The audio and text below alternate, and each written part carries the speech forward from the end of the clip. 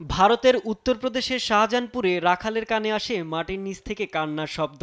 কাছে গিয়ে দেখা যায় মাটির স্তূপের ভেতর থেকে বেরিয়ে আছে এক নবজাতকের হাত। খবর পেয়ে গ্রামবাসী ও পুলিশ গিয়ে জীবিত উদ্ধার করে কন্যা শিশুটিকে। মাটিতে চাপা পড়ে থাকায় মুখ ও নাকে ঢুকে যায় কাদা, শরীরে তৈরি হয় ক্ষত। ভর্তি করা হয় সরকারি মেডিকেল কলেজ হাসপাতালে।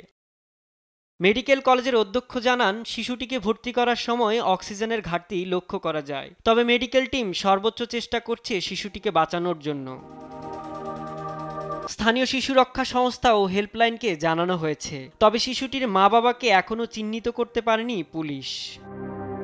ভারতে এ ধরনের ঘটনা নতুন নয়। কন্যা শিশুকে বোঝা মনে করে ও ছেলে সন্তানদের প্রতি সামাজিক পক্ষপাতের কারণে প্রায় ঘটে যায় ভ্রূণ হত্যা ও শিশু হত্যা। বিশেষজ্ঞদের মতে এটিই ভারতের অন্যতম প্রধান কারণ নারী পুরুষের অসম অনুপাতের। জন্ম নিয়েও জীবন মৃত্যুর লড়াইয়ে থাকা শাহজাহানপুরের এ নবজাতক আজ ভারতের নারী বিদ্বেষী সামাজিক বাস্তবতার এক নির্মম প্রতীক। সাইদুজ্জামান, নিউজ ডেস্ক, দেশ টিভি।